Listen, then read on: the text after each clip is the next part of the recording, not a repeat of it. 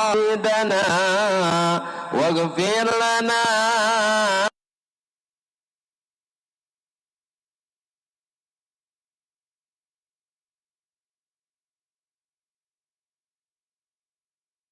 بلغ مقاصدنا واغفر لنا ما مضى يا واسع الكرم محمد سيد الكونين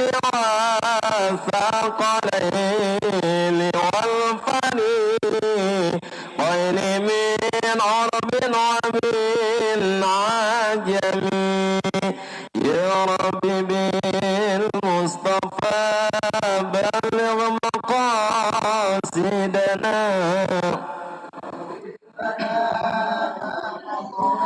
يا واسع الكرم نبينا الأمير نهي فلا أحد ربه في قولنا منه ولا نعم يا رب بالمصطفى بلغ مقاصدنا واغفر لنا ما مضى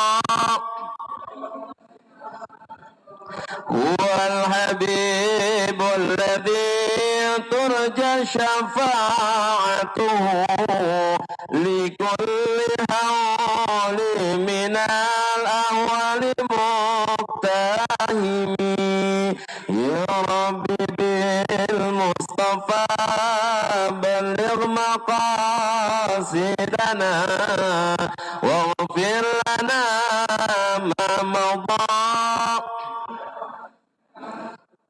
مولاي صل وسلم دائما أبدا على حبيبك خير الخلق كلهم يا ربي بالمصطفى بلغ مقاصدنا واغفر لنا ما مضى يا واسع الكرم اللهم صل وسلم وبارك عليه.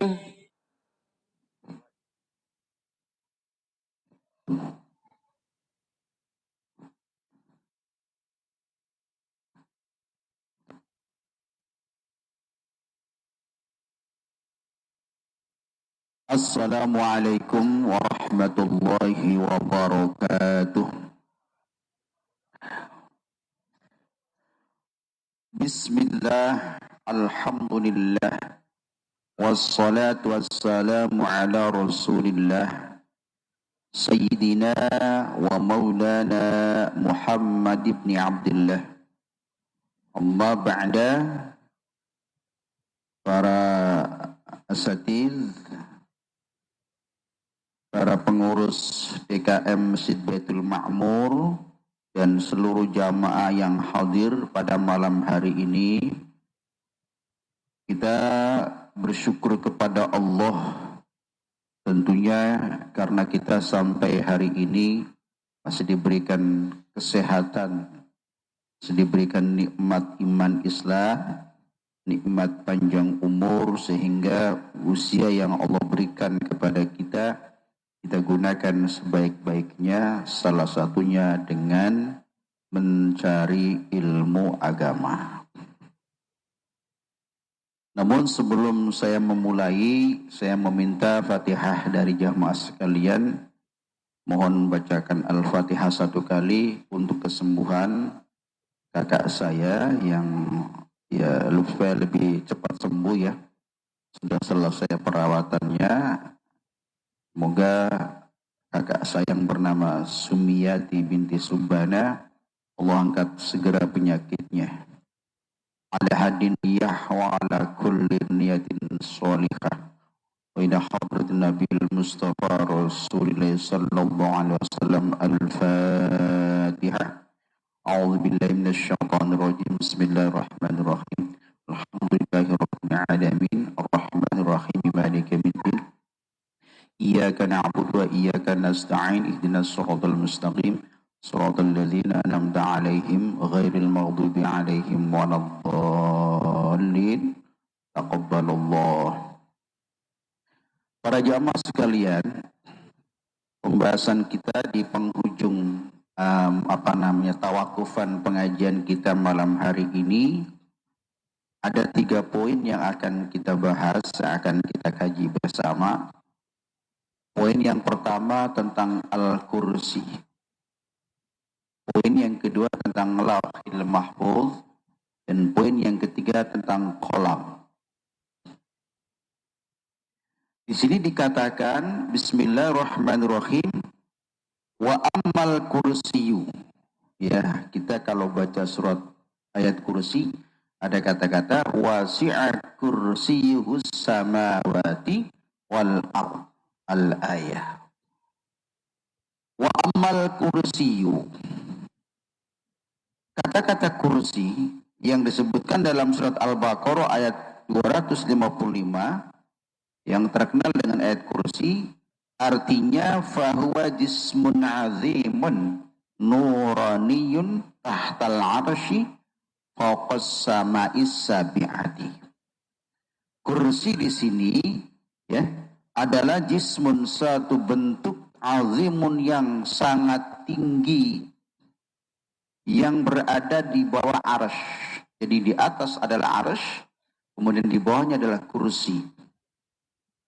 Fokus sama isabi'ah, di atas langit ketujuh, di bawahnya arsy. Itu namanya al-kursi. Wa bainaha wa bainahu minal masafatil ma la ya'lamuhu illallah ta'ala. Jarak antara kursi ya dengan arsy itu tidak ada yang tahu berapa jarak tempuhnya, hanya Allah yang tahu.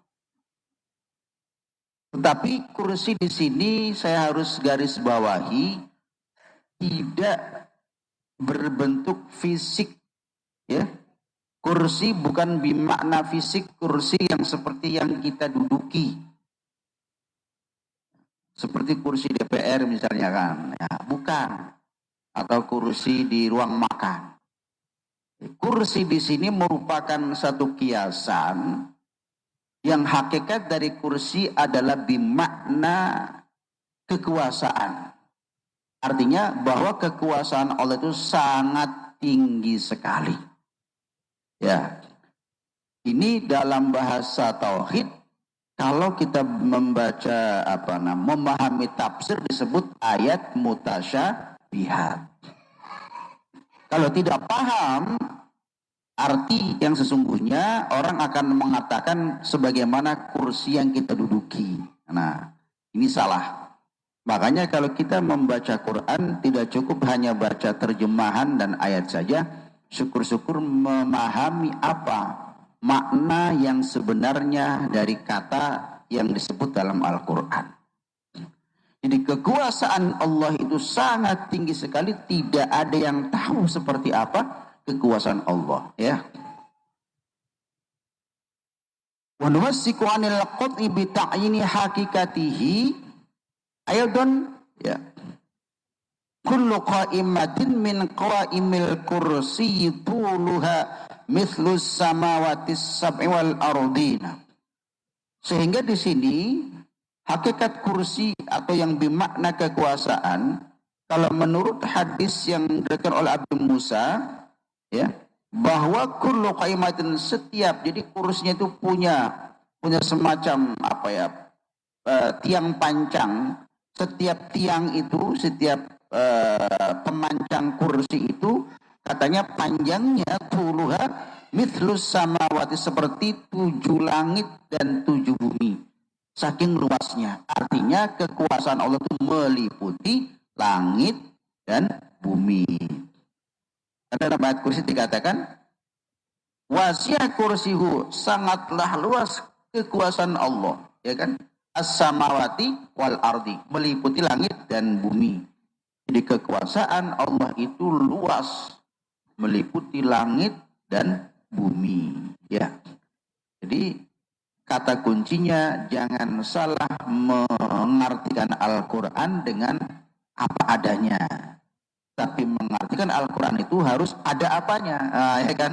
Jangan cuman apa adanya, tapi harus berbicara ada apanya, ya. Atau teks dan konteks. Bukan hanya tekstualnya saja, tapi apa tujuan dari ayat itu. Itu namanya konteks, ya. Kira-kira begitu. Itu namanya kursi. Artinya kita wajib iman, wajib yakin bahwa kekuasaan Allah itu yang dikiaskan sebagaimana kursi itu ada. Ya. Ya. Keagungan Allah itu ada, kekuasaan Allah itu ada, tidak terbatas. Kekuasaan Allah tidak bisa dibatasi dengan fisik, dan sesungguhnya Allah itu tidak butuh tempat. Annallaha la yahtaju ila makanin wa mahalin. Sungguhnya Allah tidak butuh tempat dan waktu. Ya. Berbeda dengan manusia. Kalau Allah la yahtaju ila makanin wa mahalin. Allah tidak butuh tempat, tidak butuh ruang. Sebaliknya kalau manusia, innan nasa yahtaju ila makanin wa mahalin. Sedangkan manusia butuh tempat dan butuh ruang. Tapi Allah tidak butuh itu. Artinya kalau Allah butuh tempat dan butuh ruang, berarti Allah sama dengan makhluk. Sedangkan jika Allah sama dengan makhluk, itu mustahil atau sangat tidak mungkin. Itu maksudnya. Ya. Maka ada satu hadis yang inti dari hadis itu, siapa orangnya yang mau mengamalkan ayat kursi, membaca ayat kursi ketika keluar dari rumah, syukur-syukur setiap habis sholat minimal 3 kali atau 7 kali atau minimal pagi 7 sore 7, maka insya Allah dia akan dijaga oleh Allah. Maka ayat kursi dalam satu penjelasan lain disebut juga dengan ayatul hifzi, ayat penjaga. Kita pergi kemana dijaga oleh Allah. Kemanapun kita pergi dijaga oleh Allah. Itu sangat luar biasa faidahnya mengamalkan ayat kursi. Ya silakan ya. Mau pergi minimal kita mau pergi baca kursi. Ya. Tuh. Banyak sekali keagungan-keagungan dan faidahnya faidah ayat kursi. Bahkan dalam satu riwayat dikatakan, kata baginda Nabi, siapa yang rumahnya sering dibacakan ayat kursi, maka rumah itu dijauhkan dari mara bahaya, rumah itu dijauhkan dari sihir, bahkan rumah itu akan dijauhkan dari pencurian, dari kemalingan. Kenapa? Karena ketika kita mengamalkan ayat kursi, Allah akan mengutus malaikat yang bertugas menjaga rumah kita. Tapi jangan salah paham. Kata Pak Ustadz, rumah kita dijaga Allah. Kalau kita baca kursi, rumah kita biarkan pintunya terbuka, jendelanya terbuka, gerbangnya nggak digembok, ya itu namanya bunuh diri. Allah nggak butuh itu, maksudnya tetap kita harus waspada, ya, gitu. Jadi jangan salah paham tadi. Udah dijaga motor ditaruh di pinggir jalan aman, kendaraan kita dijaga oleh Allah. Nah, emang Allah ngurusin kendaraan kita apa kan gitu? Ya, nah, itu ya, jangan ya. Itu paling tidak pahala dari membaca ayat kursi sangat besar sekali. Ya, itu kira-kira yang disebut dengan kursi. Kalau mau cari dalilnya ada di Al-Baqarah. Buktinya apa? Ayat kursi. Ya, ya. Itu kan asbabun nuzul ayat kursi luar biasa. Pada suatu saat itu Rasulullah sering dilapori oleh Rasulullah mengutus salah seorang sahabat, saya lupa nama sahabatnya, untuk menjaga kebun kurma Rasulullah yang ada di Madinah, yang kita sering kenal dengan kurma Madinah. Itu ada sejak zaman Rasul. Dijaga apa? Itu paginya kurma yang sudah matang itu hilang. Besoknya hilang lagi. Kok kurmanya dikembalikan terus, tapi gak ketahuan siapa yang nyuri. Akhirnya sahabat tadi lapor kepada Rasulullah. Rasulullah udah tahu. Ya Rasul, ada apa? Ini saya nggak bisa menjaga kurma Anda ya Rasul, karena kurma Rasulullah itu saya nggak ketahuan siapa yang nyuri. Gitu kan. Akhirnya dari Muhammad, sudah, kamu besok jaga. Tapi kata Nabi, kamu baca ayat kursi ya. Ketika kamu jaga kebun kurma, kamu baca ayat kursi terus. Begitu sahabat tadi membaca ayat kursi, ya ketika menjaga kebun kurma, kelihatan makhluk kecil kayak tuyul gitu kan. Ya, cebol, kepalanya botak, bawa karung. Wah, segerombolan. Wah, ini nih kata sahabat, pencurinya ditangkap. Kamu rupanya yang suka mencuri kurma Rasulullah. Kemudian si makhluk itu menjawab, wahai sahabat, tolong jangan nangkap saya. Keluarga saya kelaparan, keluarga saya banyak. Nah, akhirnya sahabat tadi iba juga, dilepaskan lagi. Lapor lagi sama Rasulullah, ya Rasul, sudah ketangkep malingnya, makhluk-makhluk kecil. Setelah saya baca ayat kursi, tapi dia katanya keluarganya banyak, kelaparan, jadi saya nggak tega. Wah, kamu jangan percaya, tangkap aja besok ya. Oke, kata sahabat, baik ya Rasul. Malamnya jaga lagi, baca ayat kursi lagi, ketemu lagi. Wah, kamu rupanya bohong sama saya. Kemarin katanya cuma hari ini aja saya nyuri, besok nggak nyuri, ketangkap lagi. Ketangkap, kalau begitu saya laporkan sama, jangan. Nah, akhirnya si gerombolan kalau kayak tuyul tadi ngomong sama sahabat, weh, Anda mau nggak saya kasih amalan? Kalau Anda baca amalan ini, maka Anda tidak akan kemalingan. Nah, artinya mungkin atas kehendak Allah yang melalui si makhluk-makhluk kecil ini menjelaskan apa itu. Seringlah baca ayat kursi. Nah, kemudian besoknya lapor sama Rasulullah, ya Rasulullah, saya tangkap, tapi dia ngasih amalan sama saya. Apa amalannya? Suruh baca ayat kursi. Kata Rasul, udah baca ayat kursi terus. Nah, itu asbabun nuzulnya ayat kursi. Ya, itu kira-kira ya. Baik. Kemudian yang kedua, wa amal lauhil mahfuz. Kita kalau malam Lailatul Qadar sering mendengar ceramah, katanya Al-Quran diturunkan min lauhil mahfuz ila samai dunia. Al-Quran diturunkan dari lauhil mahfuz ke langit dunia. Dari langit dunia ke Rasulullah bertahap sesuai dengan peristiwa yang terjadi.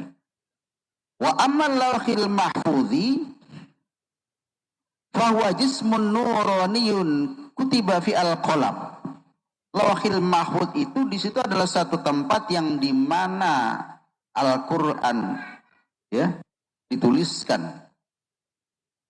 Ada yang mengatakan di lauhil mahfuz itu Allah menulis semua takdir manusia.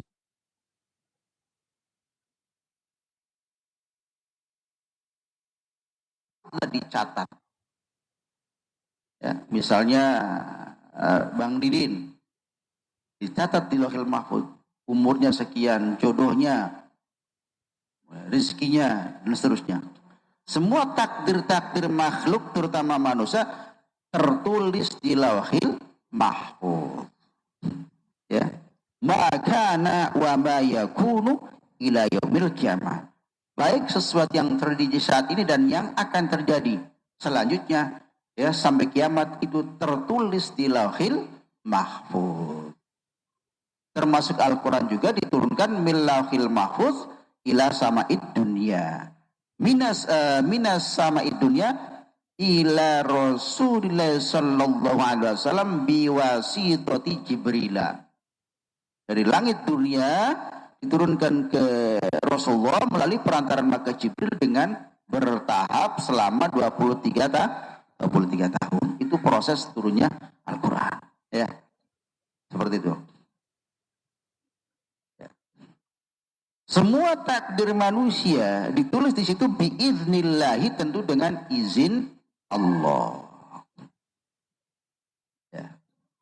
Jadi Lauhul Mahfuz adalah tempat di mana Allah menulis takdirnya manusia dan semua ditentukan di situ. Maka yang pernah 2 minggu yang lalu ketika jadi gini, ada satu ijazah, mungkin saya mengulang 2 kali ya, tapi mudah-mudahan ini mengulang yang baik ya.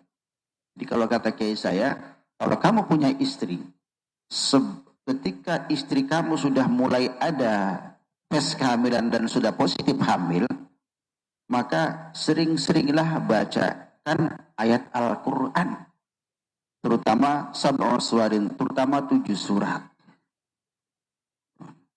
Kemudian kata kiai saya bilang begini, tujuannya meminta barokah dari 7 surat yang kamu baca dalam Al-Quran, agar anak kamu nanti lahir sesuai keinginan kamu. Gitu. Disuruh mengamalkan setiap hari surat Waqiah 1. Artinya memohon kepada Allah agar anak kita nanti kalau lahir dia ekonominya bagus. Ya kan? Itu faedahnya Al-Waqiah. Ada hadisnya, siapa yang man qara'a surat Al-Waqi'ah fi lailatin atau fi laili ya wahidan saja, siapa yang mau mengistiqomahkan membaca surat Al-Waqi'ah 1 malam 1 kali setelah Isya, pokoknya sebelum fajar, la tafqar abadan, kata, maka tidak akan miskin hidupnya. Waqi'ah, tapi jangan salah paham, habis Isya duduk Waqi'ah. Bukan Waqi'ah yang dibaca. Tapi surat Al-Waqi'ah dari ayat pertama sampai akhir kan gitu kan. Ya. Karena surat Waqi'ah itu surat kekayaan, Pak. Kenapa? Karena ayat-ayat yang dibaca dalam surat Al-Waqi'ah itu mengandung kenikmatan-kenikmatan Allah. Bahkan kenikmatan-kenikmatan surga tertulis di dalam surat Waqi'ah. Itu kata baginda Nabi. Jadi kalau amalan orang pesantren itu begitu, Pak. Kalau nggak habis selesai habis subuh baca Waqi'ah. Kalau nggak sempat mau tidur baca Waqi'ah. Ya orang-orang baca WA, saya baca Waqi'ah kan gitu. Habis itu baru tidur kan gitu. Itu ya. Tuh. Apa tujuannya? Kata kiai saya. Pertama Waqi'ah. Karena kita pengen generasi kita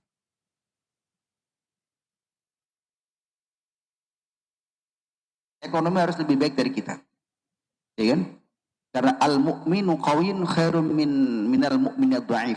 Orang mukmin yang kuat agamanya, kuat ekonominya, kuat pengetahuannya itu lebih baik daripada orang mukmin yang lemah. Kan gitu kan? Yang kedua, dia disuruh membaca surat surat Nur, An-Nur. An-Nur itu cahaya. Minta sama Allah supaya anak kita nanti lahir dia otaknya cerdas, bukan hanya cerdas akalnya tapi juga cerdas hatinya. Ya kan? Kan semua orang pengen kalau punya anak tuh anaknya cerdas, banggaan semua orang tua. Baca surat An-Nur. Ya. Yang ketiga disuruh membaca surat Yusuf.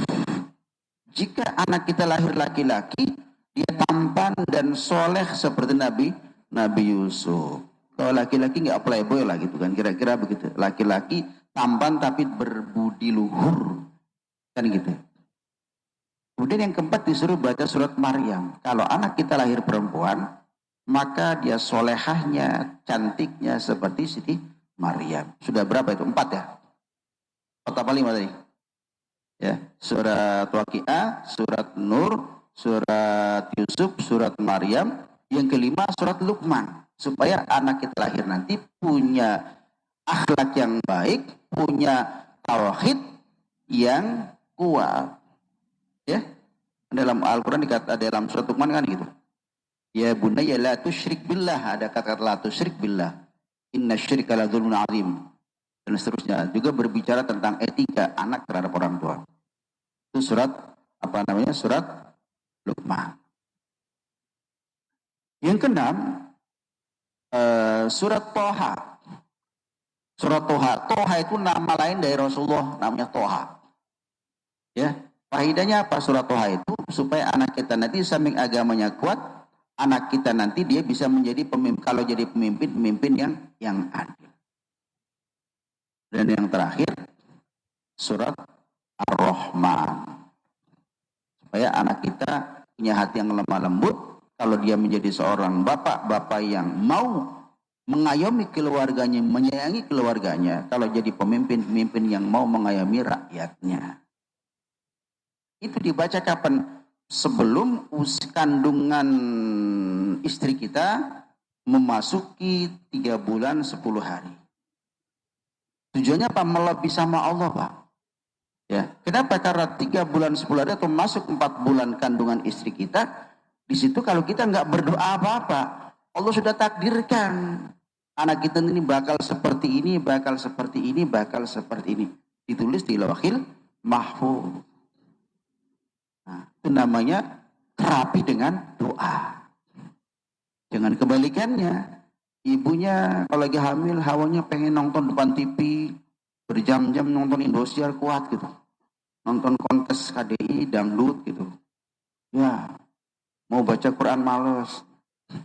Ya nanti anaknya khawatirnya seperti itu. Ya, tapi agak panjang nih saya terangkan. Saya ketika kuliah S1 pernah masuk jurusan psikologi Islam. Saya bertemu dengan dosen saya, dosen antropologi, apa deh saya, gabungan antropologi sama apa gitu, saya lupa. Antropologi sama biologi, orang Surabaya. Berbicara tentang adat, Pak. Si dosen saya ini pernah mendengar, karena orang dulu, bahwa katanya kalau hamil nggak boleh membenci orang. Khawatir anak kita lahir seperti orang yang kita benci. Jadi rupanya dosen saya itu, Pak, ya, setiap dari gang naik angkot masuk ke rumahnya itu, setiap hari itu dia mohon maaf ya, melihat ada bapak-bapak ya secara kulit inilah gitu, hanya pakai celana kolor panjang, kepalanya botak, itu beresin genteng. Beliau bilang, ya Allah orang gitu amat gitu kan. Itu setiap hari dia menggumam dalam hatinya, Pak. Mohon maaf katanya, setelah lahir dia itu anaknya seperti itu, Pak. Warna kulitnya seperti itu, kepalanya botak. Akhirnya beliau bagaimana mencoba menghubungkan antara karakter hukum adat dengan ilmu psikologi. Tapi ketemunya dalam Al-Quran. Kata Al-Quran tidak boleh menganiaya orang lain, baik menganiaya dalam bentuk perkataan maupun dalam bentuk fisik. Kalau ilmu Jawanya apa namanya itu? Amit-amit. Apa hati-hati. Ya kan? Itu, ketemunya dalam Al-Quran. Saya punya guru di kampung dulu, ketika istri beliau hamil tuh, beliau kan petani. Jadi setiap hari kalau kata orang yoyu, kepiting yang suka merusak tanaman padi, itu dipotekin sama beliau itu kakinya diinjek, dimasukin ke tanah. Ya, akhirnya apa? Anak beliau itu tangannya agak begitu gitu, kayak agak melintir gitu. Ini bukan hukum adat, tapi yang menghukum adalah Allah. Karena Allah sudah mengatakan tidak boleh menganiaya makhluk Allah. Kan gitu. Ya. Tuh. Jadi, ya itu tadi ilmu hati-hati. Bahwa kita tidak boleh menghina orang. Baik bentuk verbal maupun dalam bentuk fisik kan. Allah maha tahu kan gitu kan. Ya itu ya. Itu menarik, Pak. Nah, jadi tujuan tadi kita membaca ayat surat-surat tadi sebelum istri kita, anak janin dalam istri kita sudah ada ditiup bentuk janin yang sempurna, ditiupkan ruhnya. Karena kalau janin sudah ditiupkan ruhnya, maka Allah akan turunkan takdirnya seperti apa nanti ketika dewasa. Seperti itu. Jadi menarik sekali ayat Al-Quran. Ya. Nah, ini tidak ada dalam kurikulum, Pak. Nggak ada dalam kurikulum, ya kan? Tapi ini adalah satu ilmu yang menurut saya sangat bagus ya. Tidak ada salahnya. Artinya apa? Menjauhkan kebiasaan istri kita dari main gadget, dari main handphone, dari main laptop, dari nonton TV. Akhirnya disibukkan dengan membaca Al-Quran. Dan sudah diteliti oleh orang-orang Barat bahwa seorang ibu yang mengandung rajin membaca Al-Quran, itu anaknya cerdas. Tidak ada yang berani menyangkal penelitian ini. Kalau pertanyaannya, kalau non-muslim saja mereka percaya setelah meneliti, masa kita sebagai umat Islam tidak percaya? Ya kan gitu. Kira-kira begitu. Itu berbicara lahir mahfuz. Jadi kita ini Pak lahir ke dunia, ini sudah ditulis dalam lauhil mahfuz. Nasib kita bagaimana, umurnya berapa, tertulis di lauhil mahfuz. Seperti itu. Bisa dipahami ya? Berapa menit lagi nih?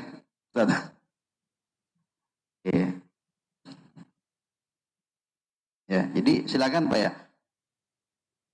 Mungkin berpikir banyak juga ayat yang surat yang dibaca. 7 surat itu ya bagi 2 lah. Ya kan? Kerjasama sama istri. Istri saya nggak bisa baca Quran. Ya suami yang nanggung kan gitu. Kebanyakan minimal jangan sampai nggak sama sekali dari 7 surat itu. Ya kan? Ya minimal ambil 2 apa 3 lah. Jangan sampai nggak sama sekali. Syukur-syukur suami istrinya bisa baca Quran lebih enak lagi. Tapi itu Pak, saya diberikan amalan seperti itu ketika saya di pesantren. Waktu masih ya umur 20 tahunan lah. Tapi begitu saya berumah tangga, saya praktikkan Pak. Ketika istri saya hamil anak pertama dan kedua itu, saya terapi dengan selalu mengistiqomahkan 7 surat tadi. Itu tidak main-main, ternyata Allah tidak pernah mengingkari janjinya. Kalau saya diberikan anak itu laki dan perempuan, kalau membaca Quran, kalau menghafal Quran cepat sekali. Karena yang saya minta itu sebelum istri saya, sebelum sebelum janin dalam kandungan istri saya ditiupkan ruh. Ya, itu Pak ya. Allah yang menjawab doa-doa kita tadi. Allah. Daripada kita baca Quran, main HP, bini lagi lahir kita maaf, kita banting kartu, bini lagi hamil, banting kartu misalnya kan gitu. Atau mancing dulu, bukan nggak boleh mancing gitu. Ya kan? Nah kan gitu. Ya, makanya daripada bini kita hamil, mau jalan jauh loh ya, ini pakai nih bawa gunting ya gitu kan. Biar nggak diganggu kuntilanak, bawa gunting kuku. Ya mungkin istri kita kukunya panjang-panjang kali. Jadi dibawain gunting. Daripada begitu yang berbentuk mitos, ya lebih baik Al-Quran yang dibaca. Atau kalau nggak bisa baca Quran, ya baca doa-doa yang lain. Ya, gitu Pak. Oke, bisa dimengerti ya. Nah.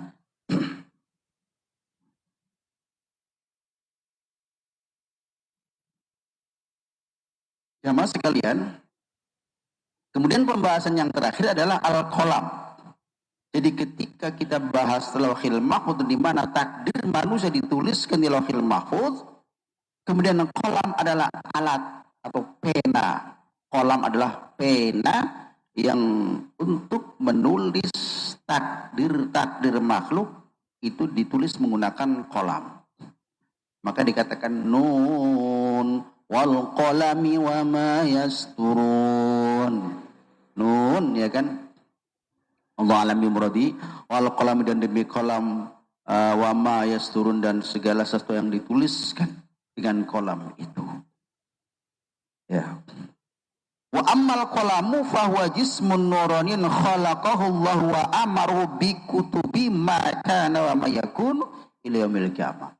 Qalam adalah pena yang makhluk yang sangat agung yang memang sebagai alat untuk menulis, mencatat hal-hal yang terjadi dan yang akan terjadi sampai kiamat atas izin Allah. Qalam. Kalau bahasa kitanya pena atau pulpen lah, alat tulis gitu ya. Wa hadhil arba'atu qad khalaqaha Allah Ta'ala li hikamin wa fawaidin ya'lamuha Allah Subhanahu wa ta'ala. Kolam tadi adalah tempat untuk menulis segala sesuatu yang akan terjadi dan yang sudah terjadi sampai hari kiamat, menulis semua takdir-takdir makhluk, ya. Wa in qasirat wa fa'at. Apa? Banyak sekali hikmah-hikmah dan faidah-faidah, ya, dari kolam itu, tapi yang tahu hanya Allah. Dan ditambah lagi wa in qasirat aquluna anil wuqufi 'alaiha. Lagi-lagi akal kita yang terbatas untuk memahami kolam tadi. Misalnya gini, kenapa Allah butuh kolam untuk mencatat takdir manusia? Ya kan? Berarti kan Allah punya rencana, punya tujuan. Ya kan? Memberikan satu gambaran kepada manusia bahwa segala sesuatu itu bukan Allah. Allah kalau katakan kun fayakun jadi. Tapi Allah ingin mengajarkan kepada kita bahwa segala sesuatu itu harus ada prosesnya. Ya kan gitu kan? Bisa saja tanpa malaikat Jibril, bisa saja Allah turunkan langsung Al-Quran kepada Rasulullah. Ya kan? Bisa saja begitu. Kan sebagai pelajaran bahwa segala sesuatu itu harus makhluknya atau kita sebagai manusia kalau ingin mencapai sesuatu harus ada yang namanya proses, ada usaha. So, ya.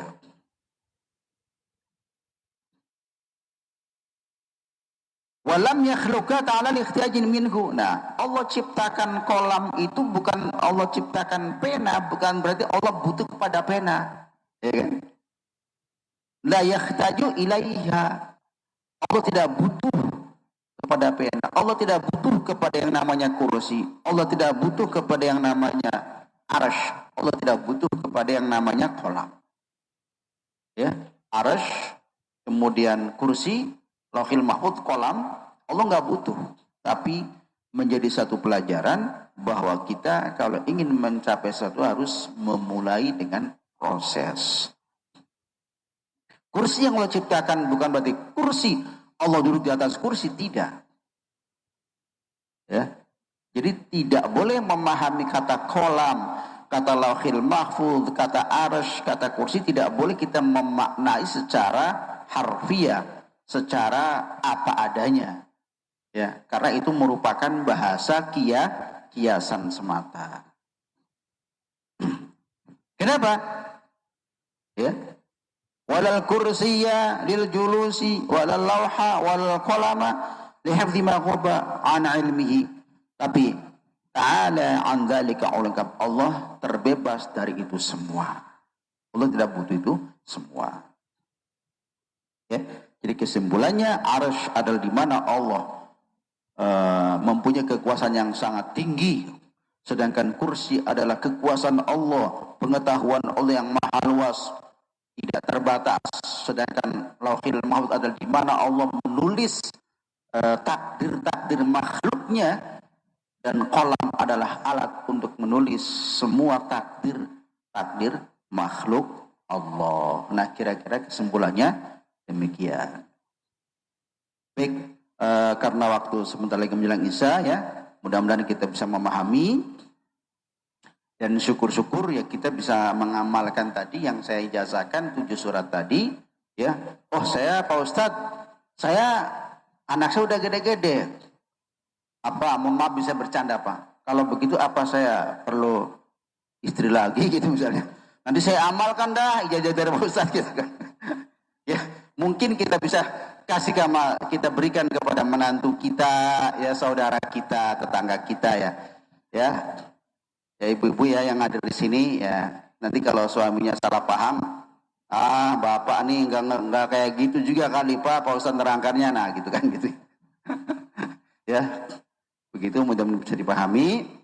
Baik, demikian sebelum kita tutup, barangkali ada yang kurang paham, ya kita diskusi, kita musyawarah. Saya persilahkan. Ya, silakan.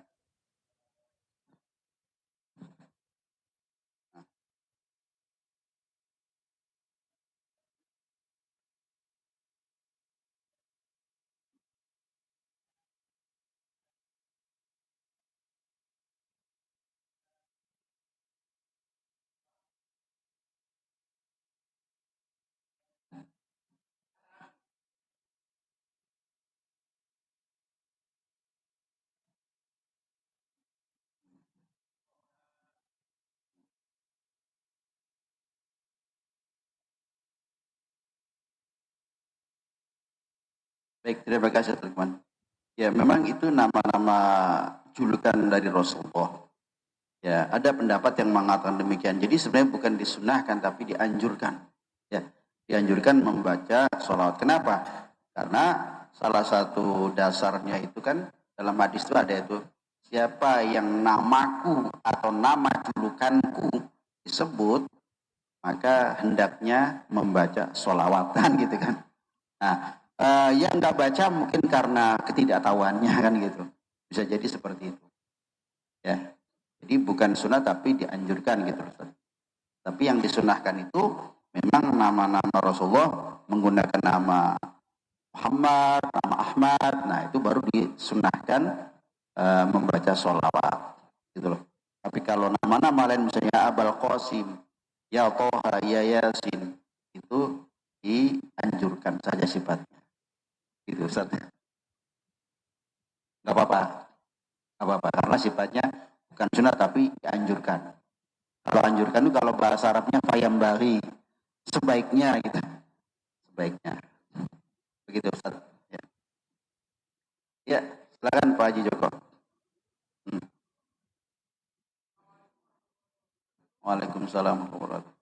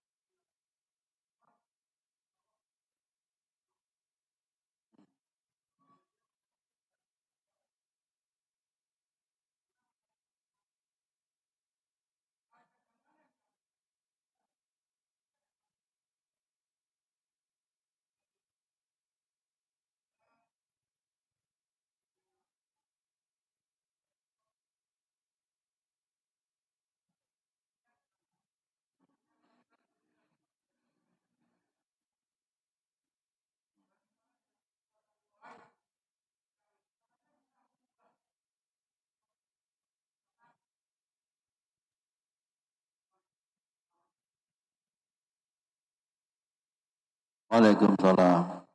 Bagus sekali. Jadi mengenai arus itu kan malaikat Jibril tidak boleh masuk arus ya. Kemudian disitulah malaikat akan menyampaikan salam. Jadi yang dimaksud malaikat itu sebenarnya ada yang mengatakan malaikat Jibril, ada yang mengatakan Allah ada malaikat selain malaikat Jibril tapi tidak disebutkan namanya. Tapi sebenarnya semua malaikat pun tidak ada yang bisa memasuki wilayah arasy, hanya Allah dan Rasulullah. Kan gitu. Ya. Jadi ketika menyampaikan salam itu sebelum Rasulullah masuk ke wilayah arasy. Gitu. Kemudian mengenai kekuatan doa. Jadi takdir itu dibagi dua Pak Haji Joko. Yang pertama takdir mubram, yang kedua takdir mu'alaq. Kalau takdir mubram itu sudah dipastikan seperti kita umurnya 80 tahun. Nggak mungkin Allah tambah jadi 20 tahun dari 100 tuh nggak. Itu namanya takdir mubram yang sudah dipastikan. Ya. Atau yang kedua misalnya kita menjodohnya dengan orang mana gitu. Itu takdir yang tidak bisa dirubah. Tapi yang bisa dirubah namanya takdir mu'alaq. Takdir mu'alaq itu misalnya kita ada tetangga kita kaya raya, kemudian tetangganya nggak kaya. Nah ini bisa kaya dengan cara bekerja keras kan gitu kan. Bukan berarti bapak gua miskin, gua ngapain kerja keras tapi miskin juga. Tidak ada kaya itu keturunan. Tapi kaya adalah siapa yang bekerja keras, siapa yang berusaha, insya Allah kaya. Nah itu namanya mu'alaq. Jadi takdir mu'alaq adalah takdir di mana tergantung dari keyakinan dan ikhtiar kita. Nah, kalaupun memang katanya bahwa takdir dirubah dengan doa, itu hakikat. Tapi secara syariat Tidak. Tapi hakikatnya kalau memang Allah menghendaki dengan doa-doa kita, bisa saja itu akan berubah, ya kan? Tapi yang jelas kalau yang takdir mu'anak itulah yang kita bisa merubah dengan misalnya anak kita lagi dalam perjalanan, kita doakan supaya anak kita selamat. Dengan sebab doa, maka Allah selamatkan anak kita. Dengan kita rajin bekerja, Allah permudah dan Allah akan berikan kekayaan kepada kita. Jadi tergantung dari takdirnya tadi, Pak Haji Joko. Sudah terjawab semua ya? Ya. Baik, mohon maaf jamaah sekalian karena waktu sudah isya. Dan karena ini tawakufan, maka apabila dalam penjelasan saya, dalam pemaparan saya, ini ada hal-hal yang kurang berkenan atau ada yang kurang pas, ada kekurangan, mohon kiranya untuk dibenarkan atau mohon kiranya untuk dimaafkan, karena saya adalah manusia biasa yang punya keterbatasan. Mari kita tutup dengan membaca Al-Fatihah. A'udzubillahi minasyaitonirrajim. Bismillahirrahmanirrahim. Alhamdulillahirabbil alamin. Arrahmanirrahim. Maliki yaumiddin. Iyyaka na'budu wa iyyaka nasta'in. Ihdinas siratal mustaqim. Siratal ladzina an'amta 'alaihim ghairil maghdubi 'alaihim. Rabbi ighfir lana wa walidina amin. Akhirul kalam wal muwaffiq ila kamil thariq. Wassalamualaikum warahmatullahi wabarakatuh.